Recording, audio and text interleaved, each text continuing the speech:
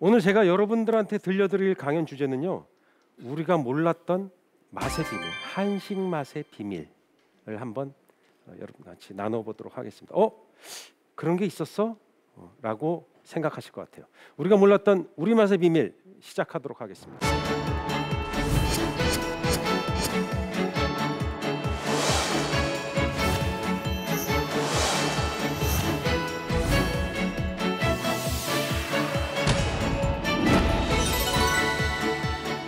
한식은 어떻게 탄생되었을까?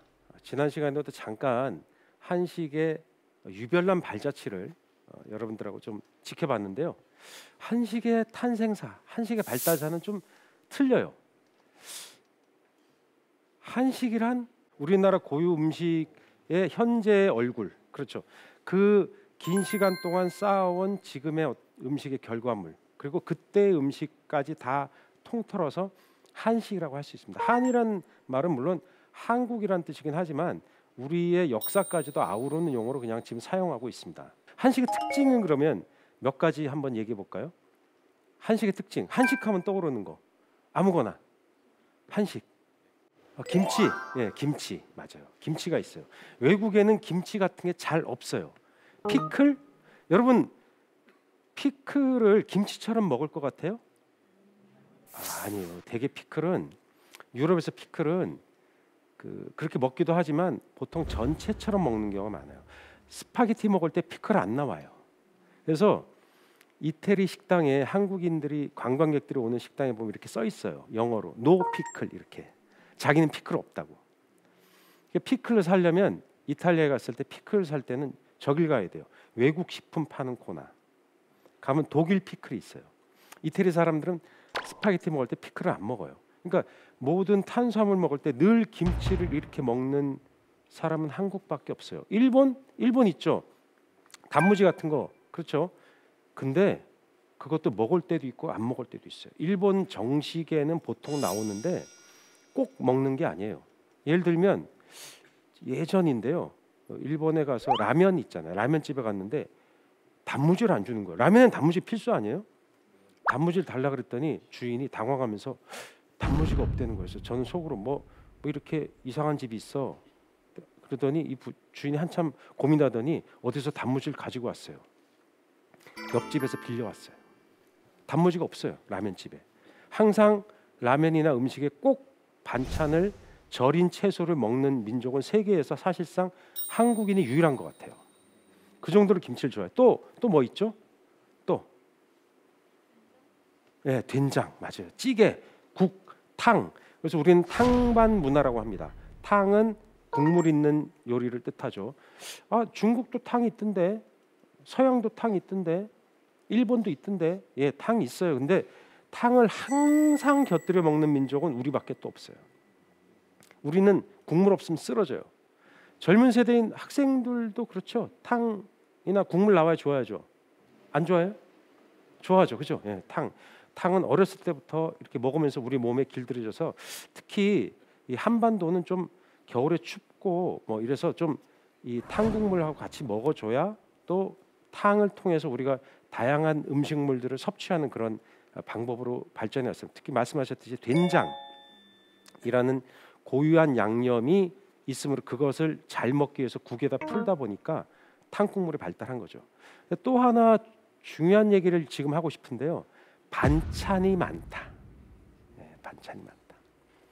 물론 사진에 보이듯이 옛날에 저렇게 반찬을 많이 놓고 먹지는 않았어요. 저것은 나중에 우리가 풍요로워지면서 관광 상품화 되면서 반찬 가짓수가 많아진 거예요. 또는 요리집에서 반찬을 자신의 솜씨를 과시하고 싶어서, 또 손님들이 좋아하니까 반찬을 자꾸 주다 보니까 늘어나는 거예요. 자꾸. 우리가 한정식이라는 얘기 흔히 하죠. 근데 한정식에 나오는 반찬 중에 뭐가 있냐면요, 마카로니 마요네즈 무침 같은 게 있어요. 마카로니 사라다 이런 거 있어요. 이상하지 않아요?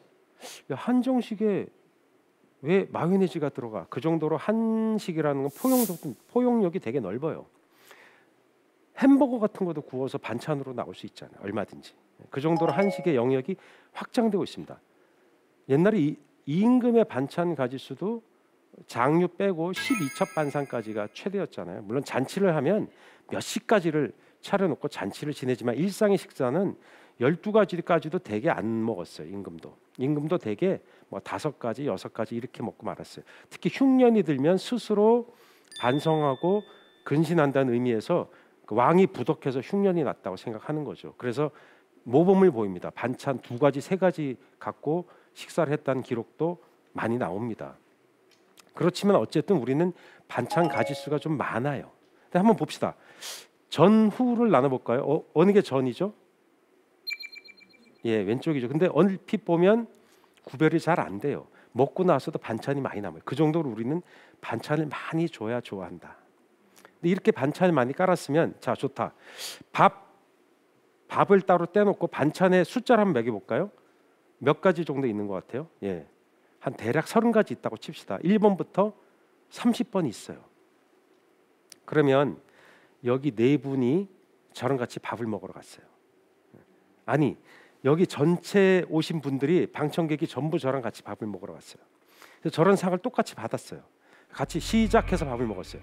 밥 한 공기를 사람마다 틀리지만 통상적으로 12번에서 20번 사이에 나눠서 먹습니다. 그러면 12번까지만 계산해 볼게요. 1번 첫 번째 식사 무작위로 여쭤보겠습니다. 선생님 같은 경우는 1번 식사에 저 반찬 1하고 30을 그냥 아무 숫자나 뭐뭐뭐를 먹었겠어요? 첫 번째는 지금 먹는다고 생각하고 그냥 예, 그럼 번호로 그냥 아무 번호나 얘기해 보세요. 예, 또 7번 한 번 하나? 예, 그게 한 입에 들어오죠. 그 다음에 두 번째 식사는 2개씩만 드세요? 야, 역시 여성은 이렇게 입을 한 번에 많은 입을 넣고 싶지 않지만 또 많이 먹는 친구들은 한 번에 여러 가지도 넣을 수 있겠죠. 뭐 몇 번 먹을 것 같아요? 5, 6, 7, 8. 두 번째는 네. 선생님 드신 거랑 우리 방청객이 드신 거는 같은 상에 앉았는데 서로 같아요? 틀려요? 다르죠. 더 놀라운 건 첫 번째 숟갈에 먹었던 반찬이랑 두 번째 숟갈에 먹었던 반찬이 틀리죠. 방청객도 그렇죠. 다른 분들은 어떠세요? 똑같아요. 1, 2, 3, 1, 2, 3, 1, 2, 3 이렇게 먹어요. 그렇게 안 먹죠. 반찬이 많으니까 계속 반찬이 적었다고 한번 생각해 봅시다. 반찬이 5가지예요. 아니, 좋아. 3가지야. 그래도 또 틀려요. 1번에는 1, 1. 두 번째는 1, 2. 세 번째는 1, 2, 3. 네 번째는 3. 5번째는 2, 3. 이렇게만 먹어요. 그렇게 조합을 따져도 숫자가 여러 개가 나와요. 그럼 밥 한 공기가 다 없어져요. 똑같은 음식을 차려놓고 먹었는데 사람마다 다 먹은 감정이 달라요. 서양 음식은 어때요? 코스로 나오죠? 여러분들이 100명 아니라 1000명이 앉아 있어도 서양 음식 코스 4개가 나왔다 치면 똑같은 걸 먹어요. 절대 변수가 없어요. 아, 나는 이걸 다음 접시가 나오면 섞어 먹어야지 이런 게 없습니다. 그냥 안 먹으면 가져가죠. 이게 바로 한식의 특징입니다. 단점도 있어요. 이렇게 저렇게 섞어 먹다 보니까 뭘 먹었는지 정확치가 않아요. 김치를 먹어버리면 김치 맛에 수렴되는 경우도 있어요. 강한 양념이니까. 그렇지만 여기에 뭘 넣었지 하고 1번, 9번, 3번이 합쳐진 새로운 맛을 각자 느끼게 됩니다. 약간의 밥상을 받을 때마다 신세계가 펼쳐지는 거예요. 저렇게 한정식을 한 상 차려놓지 않더라도 매일 먹는 식사가 여러분 똑같은 식사가 없어요. 약간 이상하지 않아요? 왜 한식은 그렇게 발전해 왔지? 왜 사람마다 다 다른 음식을 먹지? 그래서 한국인의 특질과 관계가 있다고. 한국 사람들은 단결 단합도 잘하지만 개성이 굉장히 강해요. 그래서 똑같은 걸 강요하는 걸 굉장히 싫어해요. 자의식도 되게 강합니다. 이런 민족의 특질과 한식의 발달에는 뭔가 느슨하지만 뭔가 연관성을 가지고 있다고 저는 생각합니다. 그래서 그림을 그리잖아요. 이건 뭐 통계를 낸 건 아닌데 통상 우리나라 학생들이 물감의 숫자나 크레파스 숫자가 제일 많아요. 한 그림 안에 색깔을 되게 많이 섞어요. 그 제일 좋아하는 게 무지개야. 7색을 그리고 싶거든. 그 정도로 다채로운 것에 대한 감이 되게 뛰어납니다. 한국 사람들이. 그러니까 한식에도 그대로 표현되고 있는 거예요. 먹을 때마다 음식 맛이 달라지다니. 근데 그게 무슨 의미가 있어? 라고 생각하겠죠. 근데 그렇게 먹은 음식이 우리가 어떤 음식의 맛을 구별하고 음식의 다른 결과물을 가져오는데 우리의 감정이, 생각이, 혀가 계속 반응하고 있다는 거예요. 그래서 까다로워요. 한국 사람들처럼 음식에 까다로운 사람이 없습니다. 그 자기 먹었던 고유한 맛의 기억들을 굉장히 강하게 주장합니다. 그래서 어디서 밥 먹으면은 이건 이렇게 하는 게 아닌데라는 얘기를 제일 많이 하는 것도 한국인이에요. 자기 주장이 굉장히 강해요. 그래서 한식 만드는 게 어려워요. 그래서 한식당의 주인들이 스트레스가 제일 심해요. 예, 한국 음식이 만들기 어려운 거예요. 그만큼 제일 쉬워야 된다고 생각하지만 실제로는 까다로운 손님들이 너무 많아가지고 제 주변의 동료들도 한식이 너무 힘들어요라고 하소연을 합니다. 그게 한식의 특징이에요. 유럽의 한식은 코스별로 나온다 그랬잖아요. 한식은 원래 코스별로 나온다며. 그러니까 저게 유럽 음식이에요. 희한하네. 어떻게 한 상에 나왔지? 유럽은 코스별로 나온다며. 좀 전에 제가 그렇게 얘기했잖아요. 그런데 유럽이 저렇게 코스별로, 지금 코스별로 먹게 된 거는 100년밖에 안 됐어요. 그전에는 저렇게 한 상 놓고 먹었어요. 그러니까 우리나라식 음식이라는 것은, 이게 한식은 꼭 한 상 놓고 먹는 거고 유럽식은, 서양식은 코스별로 먹는다, 이렇게 정립된 거는 그렇게 오래된 얘기가 아니에요. 그래서 원래는 한 상 놓고 먹다가 나중에 코스별로 바뀌어 나갔다. 그래서 이 음식은 뭐냐면 지금도 파는 곳이에요. 여기 손님들이 되게 많이 와요. 왜 오냐면 과거에 자기 선조들이 먹었던 음식의 문화가 이랬구나라고 여기서 확인해 볼 수 있는 거예요. 한 번에 많이 주니까 좋기도 하지만, 야, 음식을 이렇게 놓고 같이 먹을 수도 있어? 라고 좀 신기해하는 거죠. 근데 이 음식은 한식하고 결정적으로 다른 면이 있습니다. 메인과 주종이 없어요. 한국은 어떻게 나눠지죠?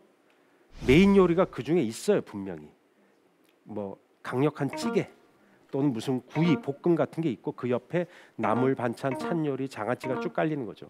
이거는 다 비슷비슷해요. 그냥 다 형제들이에요. 그런 차이로 같은 한상 차림이라도 한국의 한상 차림 안에는 계통이 있어요. 그래서 여러분들이 먹을 때 보면 한식에서 이렇게 먹으면 반찬을 나물류만 막 먹지 않아요. 반드시 메인으로 갔다가 전체 요리 같은 거에 갔다가 찬 요리 갔다가 섞어서 뭔가 먹습니다. 균형을 그 상 안에서 스스로 찾아요. 그게 바로 한식의 독특한 특질입니다. 이제부터 알고 드시면, 내가 우리 한식이 이런 특징이 있구나. 그걸 또 다르게 해석하면 비빔밥 문화라고도 합니다. 비빔을 다 비벼서 거기 올라온 재료를 새로운 결과물을 얻는 거죠. 고독한 미식가라는 유명한 프로그램이 있죠. 만화도 있었고, 그 친구가 한국에 왔을 때 전주에 가서 그 비빔밥을 먹어요. 거기 올라간 다채로운 재료를 비비면서 비빔의 어떤 미학을 느끼게 돼요. 근데 그분이 그 일본의 영화 배우예요. 탤런트 겸 영화 배우인데, 그분은 한식을 이미 어느 정도 정보를 갖고 온 거예요. 비빔밥에 대한 정보를. 처음에 한식이 외국에 진출했을 때 상당히 어려웠어요. 왜냐하면 위에 8개 예를 들어서 반찬을 얹어주죠. 그러면 그걸 하나씩 먹었어요. 사람들이 하나씩. 그리고 맨 나중에 고기를 먹고 그 다음에 밥을 퍼서 먹어요. 그 섞여진 것에 대한 맛을 이해할 수 없어요. 그래서 우리는 섞어진 것에 대한 혀의 분별력, 그것의 최종적인 맛을 굉장히 잘 알아요. 그 친구도 잘 안 섞어요. 한국에 이민 온 이탈리아 친구가 있어요. 그 친구가 처음에 한국 어른들하고 같이 사는데 그 어른들이 항상 그런 거예요. 서방아, 제발 밥상 있으면 밥과 국과 찌개와 반찬을 같이 먹어라. 어머니, 저는 안 돼요. 저는 이탈리아에서 이렇게 먹었기 때문에 이렇게 먹을 수가 없어요. 어떻게 먹냐면요, 맨 처음에 전체에 해당하는 나물부터 먹어요. 나물을 그냥 먹어요. 밥찌개 다 있는 나물만 먹다가 샐러드 같은 거 이렇게 그런 거 먹다가 그 다음에 생선을 먹어요. 생선, 뭐 찜이나 구워진 생선만 먹어요. 먹고 고기를 먹어요. 고기 먹고 맨 나중에 밥을 먹어요. 그게 코스예요. 이탈리아식 코스를 그대로 한상 안에 줘도 순서대로 왜 그렇게 먹냐고 물어보니까 섞어 먹으면 먹은 것 같지가 않다는 거예요. 그래서 한 상 줘도 순서대로 이탈리아식으로 코스를 구성해 먹는 거예요. 그만큼 한 사람의 어떤 문화에 속한 식습관이라는 건 한 번에 바꾸기가 어려워요. 근데 우리는 섞여지는 맛, 각자 다르게 해석하는 맛, 1번과 7번과 5번의 반찬, 어쩔 땐 한 가지를 먹어서 밥과 반찬만 먹죠. 어쩔 땐 밥과 김치와 국을 먹죠. 어쩔 땐 국과 생선구이와 콩나물을 먹어요. 이런 통합적인 맛이 굉장히 강합니다. 거기서 새로운 맛을 창조해냅니다. 그걸 내가 만들어내지 않아도 내 혀가 그렇게 반응하는 거예요.